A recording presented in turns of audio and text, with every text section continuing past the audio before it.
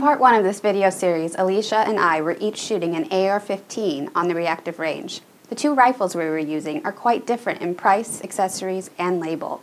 In fashion, it is often all about the designer name and the label. The gun world often follows suit. Brand names aside, the most important thing is that when you pull the trigger, the rifle is reliable, accurate, and lands the bullet on target.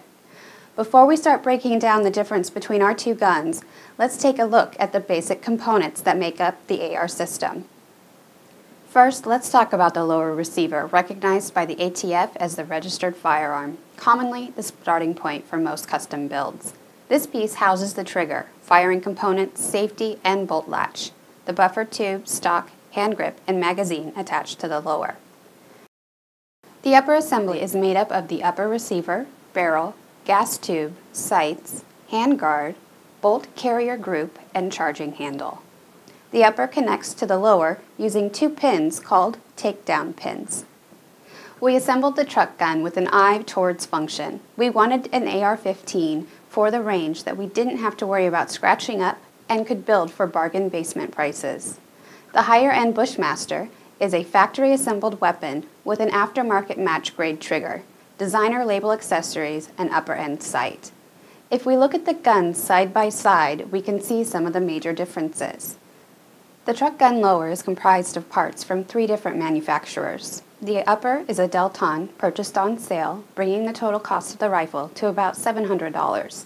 The higher-end AR-15 is a factory-made Bushmaster MX-15, retailing with sight and upgraded at just under $2,000.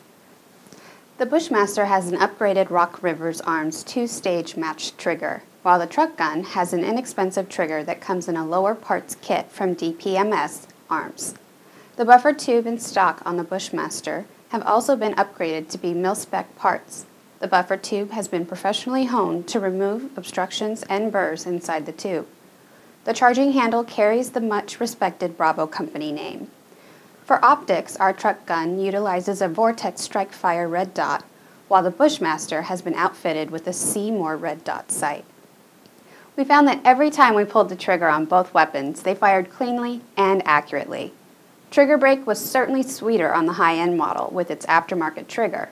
Recoil was the same, and both red dot sights behaved in a similar fashion. The way I look at it, designer label or department store brand, if the bullet finds its mark every time you pull the trigger, you have a winner. In my opinion, it's kind of like the difference between cotton panties and expensive lace lingerie. Lace is definitely sexier, but at the end of the day, they both end up on the floor. At Guns and Lace, we're not just about glam, we're girls that like to shoot. Visit us online at gunsandlace.com or on Facebook at facebook.com/gunsandlace.